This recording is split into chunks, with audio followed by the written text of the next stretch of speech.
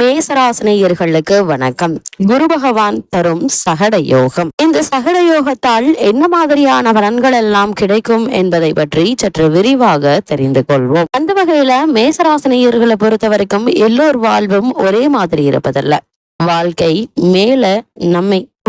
மேல நன்மைகளோடு உயரத்திற்கு செல்வதும் நன்மைகள் அற்ற வாழ்விற்கு வரும் அமைப்பு கொண்டுள்ளதாகவும், சிலருக்கு வாழ்வில் என்றுமே மேல் நோக்கி நகர முடியாத நிலையை கொண்டிருக்கிறாங்க.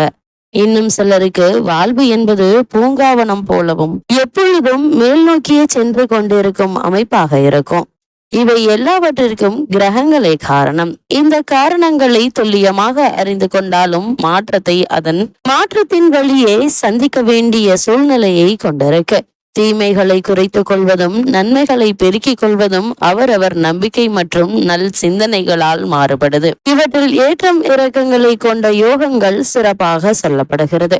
அந்த யோகம் எதனால் ஏற்படுகிறது என்பதை விரிவாக பார்க்கலாம். இந்த சகட யோகம் அப்படின்னா என்ன என்று பார்க்கும்போது, சகட என்ற சொல்லுக்கு வடமொழியில் சக்கரம் என்ற பொருளுண்டு. அதாவது மேலும் கீழும் மாறும் தன்மை கொண்ட ஒரு இயக்கம் கொண்டதை சகட என சொல்வாங்க.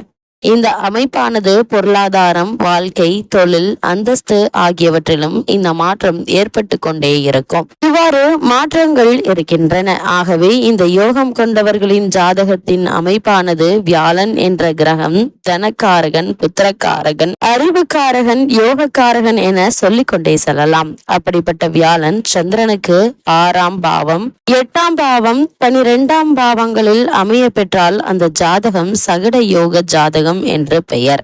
இந்த சகட யோகத்தில் சில விதிவிலக்குகளும் உண்டு. இந்த யோகத்தால் என்ன மாதிரியான பலன்கள் எல்லாம் கிடைக்கும் என்று பார்க்கும்போது, சகட யோகத்தில் பலன்கள் என்ன என்று பார்க்கும்போது, திடீரென பெரும் தொகையை சம்பாதிக்கும் அல்லது பெரும் அமைப்பை கொண்டவர்களாக இருப்பார்கள். திடீரென பெரும் தொகையை இழந்து என்ன செய்வது என சொல்ல முடியாமல் மன உளைச்சலுக்கு ஆளாகும் அமைப்பு கொண்டவர்களும் இருப்பார்கள். இவர்கள் சிந்தனையில் எல்லாம் எப்படியாவது பொருள் ஈட்ட வேண்டும் என்ற மனோபாவம் கொண்டிருப்பார்கள். வராத செயலை செய்து அவமானத்தையும் பொருள் இழப்பையும் சந்திப்பார்கள். யார் சொல்லையும் இவர்கள் கேட்க மாட்டார்கள். எனக்கு எல்லாம் தெரியும் என செய்து சிக்கலை இவர்களே உருவாக்கி கொள்வார்கள். நல்ல குழந்தை பாக்கியங்களை பெற்றவர்களாக இருப்பர். அந்த குழந்தைகளுக்கு ஏதும் சரிவர செய்ய முடியாத துர்பாக்கியங்களை இவர்களை உருவாக்கி கொள்வார்கள். சிலருக்கு பொருள் இருக்கும், குழந்தைகளால் பிரச்சனைகளை சந்திப்பர் என்பதே இந்த யோகத்தின் மாற்றமாகும். முன் யோசனை சிறிதும் இருக்காது, வார்த்தைகள் மிகவும் கடினமானதாக இருக்கும். இதற்கு என்ன பரிகாரம் என்று பார்க்கும்போது, வியாழக்கிழமைகளில் வரும் பௌர்ணமி அன்று கிரிவலம் வந்து தட்சிணாமூர்த்தியை வழிபடுவதால் சிறந்த நற்பலன்கள் கிடைக்கும்.